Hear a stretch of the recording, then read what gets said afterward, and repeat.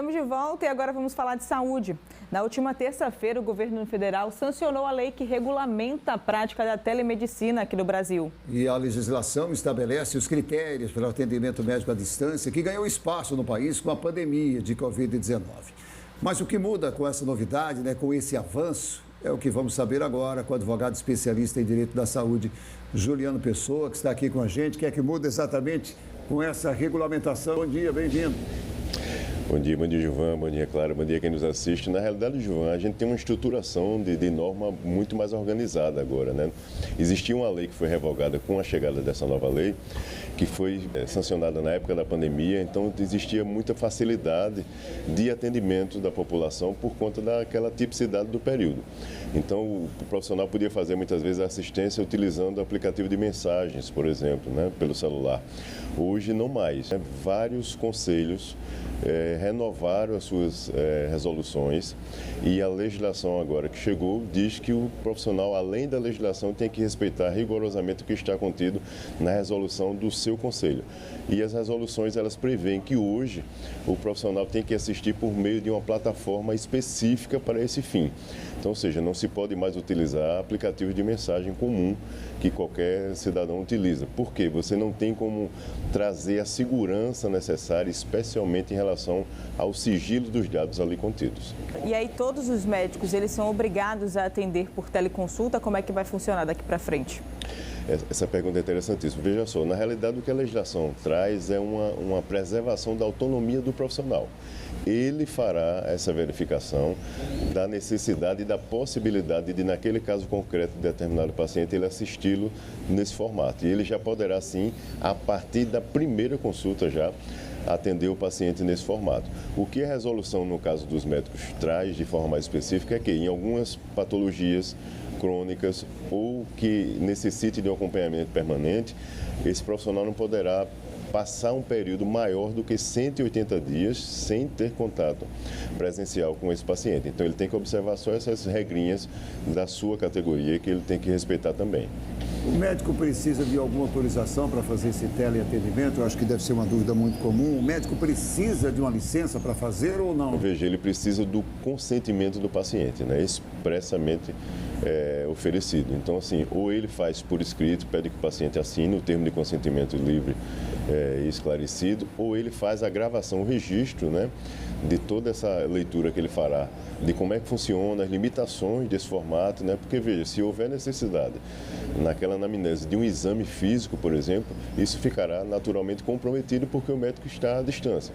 Então, ele tem que passar todas essas informações para o paciente. É uma ferramenta que facilita, né, encurta o tempo, vamos dizer assim, de contato, é muito mais rápido, muito mais ágil, especialmente se a gente visualizar, vamos supor, um paciente que reside no interior do estado e precisa vir se deslocar até Maceió, por exemplo, para fazer uma consulta. Então, se ele tiver essa ferramenta, agiliza muito esse contato inicial.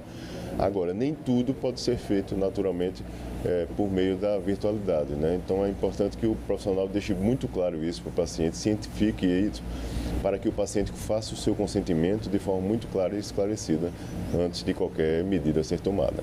E tem aquelas pessoas que questionam, né, a qualidade do atendimento quando ele é feito de forma virtual. Como é que essa qualidade ela poderia ser assegurada? Olha, veja só, Clara, isso é bem interessante para a gente destacar também alguns direitos do próprio paciente, né? O paciente ele não é obrigado a consentir, tá? A gente falou aqui do termo de consentimento, mas se ele não quiser, ele não utiliza esse tipo de serviço. Então, ele pode informar ao médico que não deseja essa teleconsulta, né, e prefere o atendimento presencial.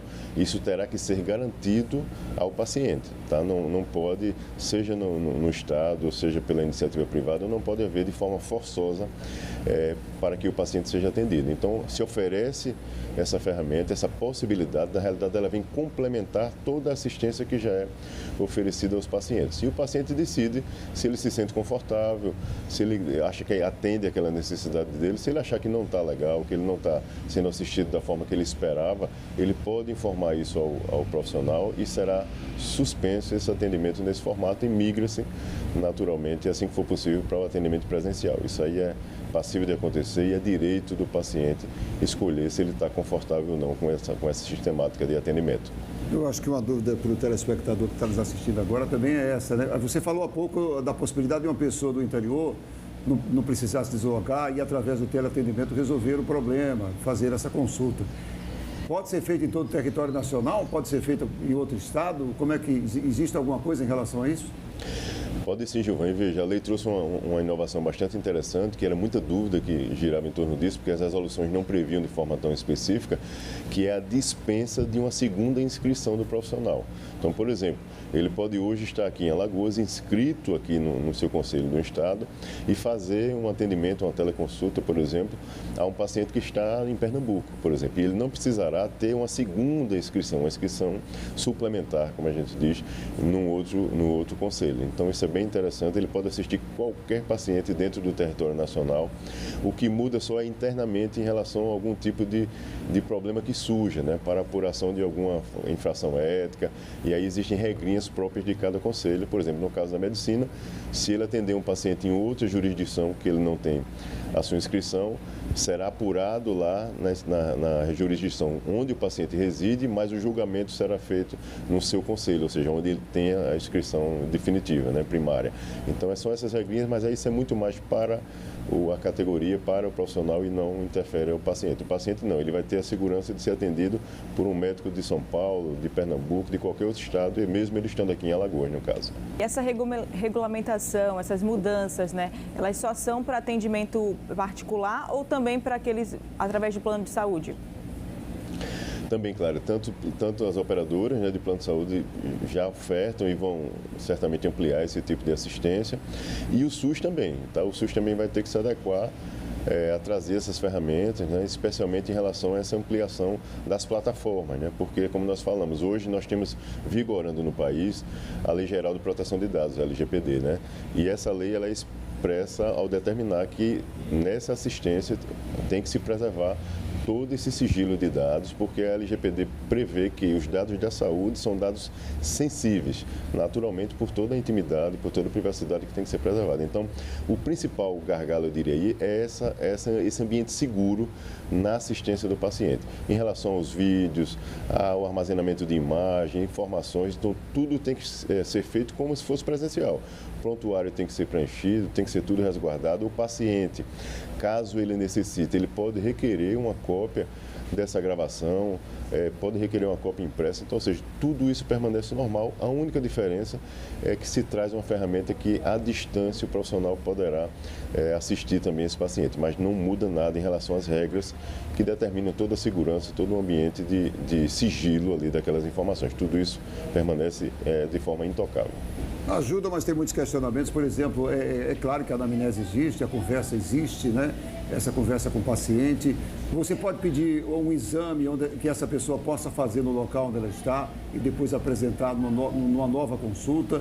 Mas você acha que é um avanço? Você acha que é importante, que vai nos ajudar?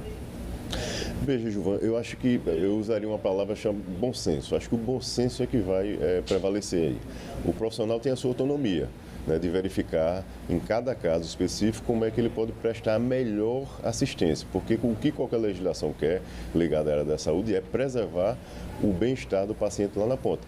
Os profissionais ligados à área da saúde, naturalmente, também têm esse fim enquanto exercício da sua atividade. Ele tem que ponderar de forma muito específica, muito cuidadosa, com muito zelo, o que é melhor para o paciente, não para a instituição, se for o caso, ou para o profissional. Isso sendo ponderado, sendo analisado com cuidado e a ferramenta sendo utilizada com cautela, eu diria que é um avanço extraordinário. Nós já vimos isso trazer muita ajuda durante o curso aí mais crítico da pandemia, né? Os profissionais puderam, mesmo à distância, assistir inúmeros pacientes, especialmente do ponto de vista psicológico. Então, ou seja, isso traz um benefício. Agora, é uma ferramenta adicional, complementar, que não irá jamais, isso aí é importante que a gente deixe claro aqui, substituir o contato presencial. Inclusive, a lei expressa nesse sentido. O atendimento padrão ouro ainda permanece sendo o atendimento presencial do paciente. Agora, há a possibilidade também, complementarmente, de assisti-lo à distância por meio dessa ferramenta. Isso sim, sendo utilizado dentro desse contexto, acho que é um avanço fantástico para a população. Você falou aí das regras, né, em relação a esse atendimento virtual. Mas e se essas regras forem quebradas? Se o paciente perceber ali que o médico ele não quer atender depois desses 180 dias, né, presencialmente, ou se não tem o prontuário, o que o paciente deve fazer se essas regras não forem cumpridas pelo profissional? Olha só, Clara, ótimo. Veja, se for na iniciativa privada e assistência for via plano de saúde, operadora de saúde, é importante que ele automaticamente já entre em contato com a Agência Nacional de Saúde Suplementar, reportando essa situação e pedindo ajuda da agência, né? Como ela é reguladora desse mercado, ela fará contato com a operadora respectiva e irá solicitar informações a respeito. Se for no SUS, ele tem as ouvidorias, tanto do SUS em cada estado, como da Secretaria de Saúde local. Então, ou seja, ele pode buscar as ouvidorias também levando essas informações e pedindo esclarecimentos e ajuda.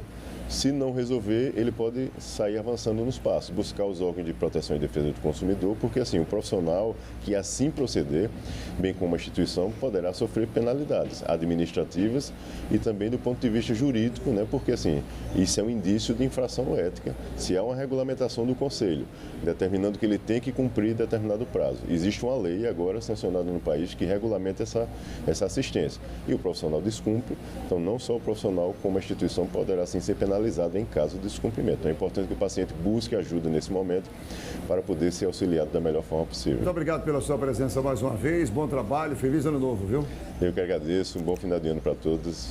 Obrigado. Obrigada, feliz ano novo para você. Obrigado.